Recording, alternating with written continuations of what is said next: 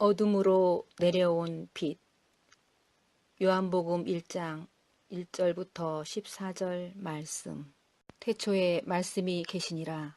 이 말씀이 하나님과 함께 계셨으니 이 말씀은 곧 하나님이시니라. 그가 태초에 하나님과 함께 계셨고 만물이 그로 말미암아 지은 바 되었으니 지은 것이 하나도 그가 없이는 된 것이 없느니라. 그 안에 생명이 있었으니 이 생명은 사람들의 빛이라. 빛이 어둠에 비치되 어둠이 깨닫지 못하더라. 하나님께로부터 보내심을 받은 사람이 있으니 그의 이름은 요한이라. 그가 증언하러 왔으니 곧 빛에 대하여 증언하고 모든 사람이 자기로 말미암아 믿게 하려 함이라. 그는 이 빛이 아니요 이 빛에 대하여 증언하러 온 자라. 참빛 곧 세상에 와서 각 사람에게 비추는 빛이 있었나니 그가 세상에 계셨으며 세상은 그로 말미암아 지은 바 되었으되 세상이 그를 알지 못하였고 자기 땅에 오매 자기 백성이 영접하지 아니하였으나 영접하는 자 곧 그 이름을 믿는 자들에게는 하나님의 자녀가 되는 권세를 주셨으니 이는 혈통으로나 육정으로나 사람의 뜻으로 나지 아니하고 오직 하나님께로부터 난 자들이니라.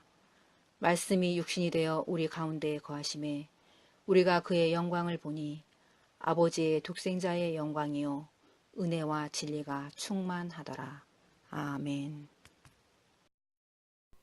오늘은 성탄절입니다. 서로에게 우리 기쁜 인사를 또 나누었습니다. 오늘은 예수님께서 이 땅에 태어나신 날입니다. 역사적인 의미에서 대략 2016년 전쯤에 중동 지방에 예수님께서 태어나신 날입니다. 이것은 바로 역사적인 의미이죠. 신앙적인 의미에서 예수님이 태어나신 이유는 불행하게 살아가는 세상의 무지한 사람들에게 깨달음을 통해서 행복을 주시기 위해서 이 땅에 오셨다라고 하는 것입니다. 사람이 행복하기 위해서는 가장 먼저 알고 있어야 하는 것이 있어요. 사람이 행복하기 위해서는 가장 먼저 알고 있어야 되는 것이 하나 있습니다. 그것은 바로 자기 자신입니다. 자기 자신이 어떤 존재인지를 알아야만 우리는 건강하고 행복하게 살아갈 수 있습니다. 한의학에 사상의학이라고 하는 것이 있습니다. 사람의 체질을 4가지 유형으로 구분을 한 것인데 이 4가지로 구분된 이 체질 중에 자신이 어디에 속하는지를 정확하게 알면 그에 따라서 그 체질에 따라서 유익한 것을 공급하고 또 해로운 것을 구별해서 더욱더 건강한 삶을 살 수 있다라고 하는 것입니다. 이 사상의학처럼 자신을 정확하게 알면 우리는 육체적으로 건강할 수가 있다라고 하는 것입니다. 그런데 요즘은 어떻습니까? 의학이 더 발달해서 사상의학 정도가 아니라 내 몸의 구석구석 무엇이 문제가 있고 또 어떤 부분이 강한지를 우리는 더 정확하게 알고 살아갑니다. 그래서 우리가 육체적으로는 충분히 의학의 도움을 받아서 육체적으로는 건강하게 또 살아갈 수가 있게 되었습니다. 그러나 행복이라고 하는 것이 몸만 건강하다라고 해서 해결되지 않는다라고 하는 것을 우리는 잘 알고 있습니다. 몸이 아프면 불행하고 몸에 병이 없으면 우리는 늘 행복합니까? 그렇지 않다라고 하는 것을 우리는 잘 알고 있습니다. 그러한 우리들에게 요한은 예수님을 통해서 참된 행복과 구원이 이루어진다라고 하는 것을 말하고 있습니다. 사도 요한은 왜 예수님이 우리에게 행복을 주시고 왜 예수님께서 우리에게 구원이 되시는지를 헬라 철학적인 표현으로 설명하고 있습니다. 그리스 철학적으로 설명을 하고 있다라고 하는 거예요. 왜냐하면 왜 그리스적으로, 왜 헬라 철학적으로 요한이 설명했을까? 지난번 마태는 유대인의 입장에 맞춰서 예수님을 설명했지 않습니까? 요한은 헬라 철학으로 설명하고 있습니다. 요한복음을 읽는 사람들이 대부분 다 헬라 문화 속에서 살아왔던 사람이기 때문입니다. 헬라 철학하면 우리는 잘 알고 있습니다. 헬라 철학에서 빠뜨릴 수 없는 인물이 누구입니까? 소크라테스입니다. 그 소크라테스가 유명한 말을 남겼습니다. 그노티세 아우톤. 그노티세 아우톤이라고 하는 이 헬라어는요, 여러분이 잘 아시는 네 자신을 알라라고 하는 말입니다. 헬라인들은 올바른 삶이 바로 자신을 아는 것부터 시작된다는 것을 알고 있었습니다. 그리고 헬라 철학은 무지한 상태를 어둠의 상태라고 그렇게 이해를 했습니다. 그래서 어둠에서 벗어날 수 있는 것이 바로 행복한 길이고 잘 사는 길이고, 그 어둠에서 벗어나게 해주는 것이 무엇이냐면 그들은 말씀, 헬라어로 로고스라고 믿었습니다. 말씀으로 번역이 되는 이 로고스라고 하는 것은 헬라인들에게 세상의 모든 것들이 존재하는 이유를 알게 해주는 말씀이고, 지금 여러분이 세상을 살아가시잖아요. 세상 살아가는 내가 왜 세상을 살아가야 하는지를 알게 해주는 것도 바로 말씀이고 로고스라고 그들은 알았다라고 하는 것이죠. 그러한 생각을 가지고 있는 헬라 문화에 살아가는 사람들에게 요한은 당연히 예수님을 헬라 철학적으로 설명할 수밖에 없었던 것입니다. 요한은 말합니다. 1절에 태초의 말씀이 계시니라. 이 말씀이 하나님과 함께 계셨으니 이 말씀은 곧 하나님이시니라. 지금 말씀으로 번역한 모든 단어들은 로고스입니다. 이 로고스, 이 말씀이 태초에 하나님과 함께 계셨고, 로고스 자체가 바로 하나님과 동일하다라고 그는 가르쳐주고 있습니다. 그러니 로고스에 대한 끊임없는 궁금증과 내가 인생을 잘 살기 위해서는 로고스를 정확히 알아야 된다라고 하는 생각을 식자나 무식한 자나 모두 다 그거는 알고 있었던 헬라인들에게 로고스가 바로 하나님이야. 너희를 잘 살게 해줄 수 있는, 너 자신이 누구인지를 정확하게 알게 해줄 수 있는 분은 누구입니까? 하나님이야. 근데 그 하나님과 함께 하시며 하나님의 말씀을 증거하시고 하나님의 마음 그 모습 그대로 살아가신 분이 있는데 그게 누구이냐면 예수님이라고 하는 것을 요한은 말해주고 있습니다. 4절을 보시면 예수님이 이 땅에 오신 이유를 설명하고 있습니다. 예수님 안에 생명이 있었으니, 생명이 있었다라고 말하고 있습니다. 그리고 이 생명은 사람들의 빛이라고 말하고 있어요. 죽음이 늘 두려워서 어떻게 하면 잘 살까 외에는 고민하거나 생각하지 못하는, 늘 불안 속에 살아가는 모든 사람들에게 진정한 생명을 전해주심으로 그 생명을 통해서 모든 두려움으로부터 해방되게 해주셨다라고 하는 말씀입니다.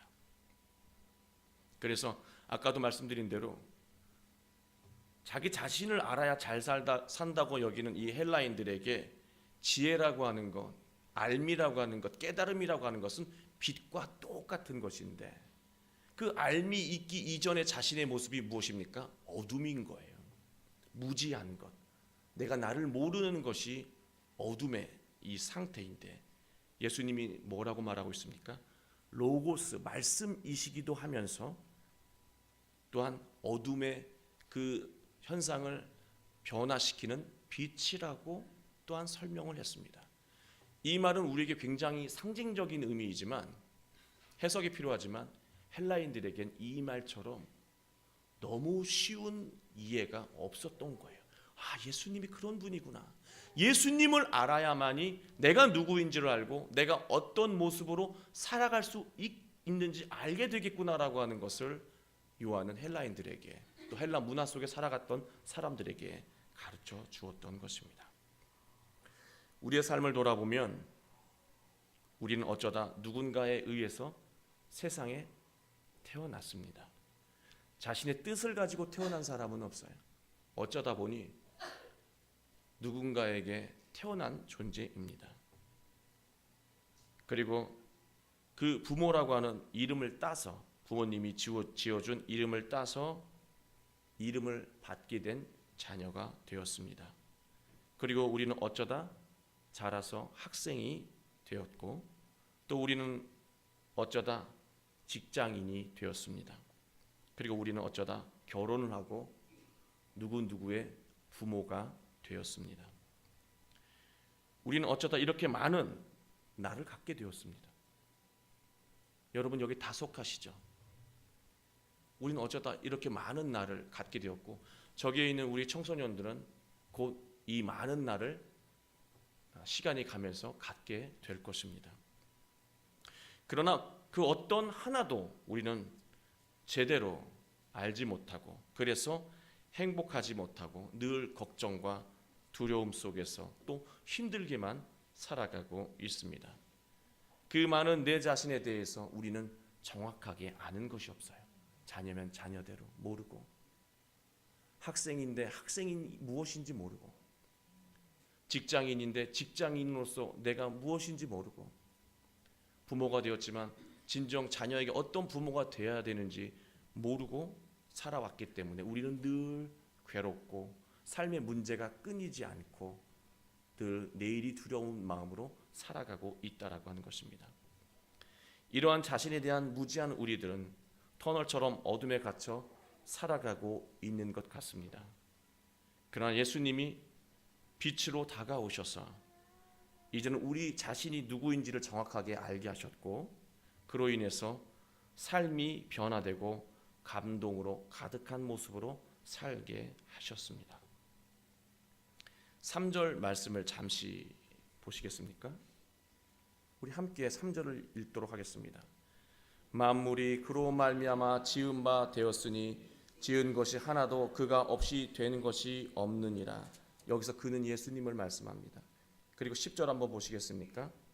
그가 세상에 계셨으며 세상은 그로 말미암아 지은 바 되었으니 세상이 그를 알지 못하였다. 바로 예수님을 통해서 세상이 지어졌다라고 말하고 있습니다. 예수님은 2000년 전에 오셨지 세상이 창조될 때 오신 분은 아닙니다. 그런데 왜 요한은 이러한 말씀을 우리에게 전하고 있을까요? 이 말씀은 세상의 모든 것들이 존재하고 살아가는 이유와 근거가 예수님을 통해서 새롭게 재창조되었다라고 하는 말이에요. 나라고 하는 존재가 그냥 살아가는 존재인 줄 알았는데 내가 바로 예수님의 말씀을 통해서 어떤 존재인지를 새롭게 알게 되었다라고 하는 것이고 세상의 모든 것들이 바로 예수님을 통해서 새롭게 재창조되었다라고 하는 그 말씀이 오늘 이 사도 요한이 우리에게 주는 말씀입니다.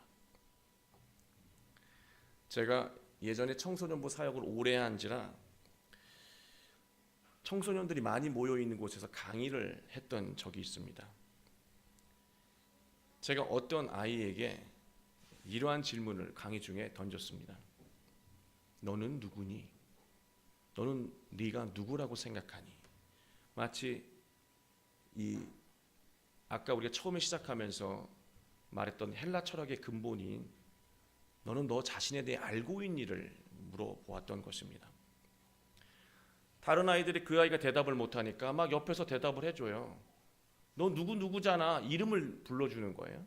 그 친구가 자기 이름을 이렇게 긴 무엇입니다 라고 대답을 저에게 했습니다.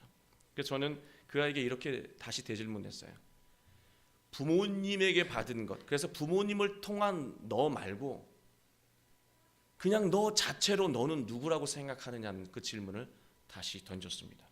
그랬더니 영특했던 그 아이는 갑자기 생각이 뭔가 들었는지 이렇게 대답을 하더라고요. 저는 학생입니다. 그렇게 대답을 했습니다. 그래서 제가 그에게 다시 되질문했습니다.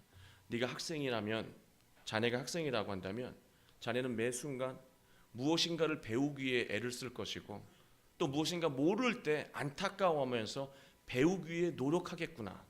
그리고 무지했던 자신 속에서 무엇인가를 알게 되었을 때 가장 기뻐하는 그런 사람이겠구나라고 그 아이에게 다시 되질문했습니다. 그랬더니 그 아이가 방금 자기가 학생이라고 그랬거든요. 네 라고 대답하지를 못하고 가만히 있더라고요. 그리고 시간이 좀 지나니까요, 그 질문을 던진 제가 당황스럽게 갑자기 울기 시작하는 거예요. 그래서 제가 너무 당황해서 우선 그 아이를 자리로 앉혔습니다. 그리고 강의를 마치고 난 다음에 조용히 그 아이에게 다시 왜 울었는지를 물었습니다.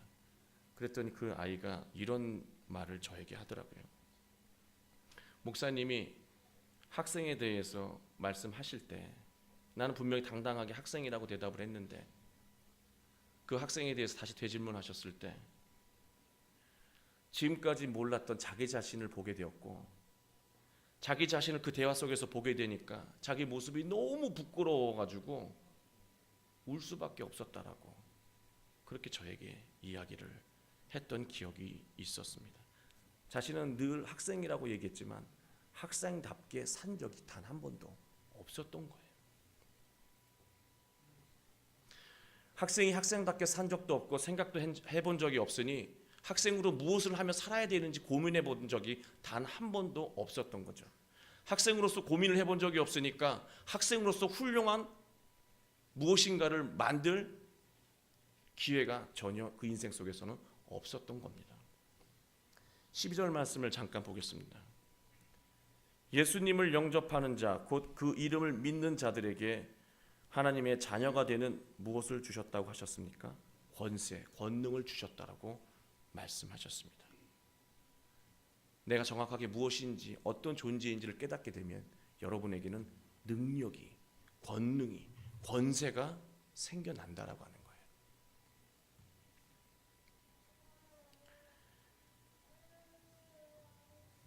우린 누군가의 자녀입니다. 자녀라고 하는 이름을 그냥 나는 누구의 딸이고 아들이라고 살았지만 예수 그리스도 그 말씀 안에서, 예수님의 그 믿음 안에서 아들이라고 하는 내 자신을 다시 돌아보니까요, 내가 어떤 아들인지를 깨닫게 되고, 그 깨닫고 난 다음에는 내가 지금 무엇을 해야 되는지를 알게 됩니다. 무엇을 할 수 있는 자가 되었다라고 하는 말씀이에요. 깨달음을 통해서 내가 무엇인가 할 수 있는 능력이 생겨났다라고 하는 말씀입니다. 우리는 누군가의 부모입니다. 그러나 그냥 부모이기 때문에 우리는 늘 짜증나고 화가 나고 속상하고 안타까운 뿐이었는데요, 예수 그리스도 안에서 부모인 나를 다시 한번 돌아보니까 내가 어떤 부모인지를 깨달아 알게 되고, 그래서 예수님의 말씀 안에서 어떤 부모로 살아가야 되는지를 알게 되어 지금 내가 무엇인가를 할 수 있는 참된 부모로 살 수 있는 것을 깨달아 행하게 된다라고 하는 것입니다.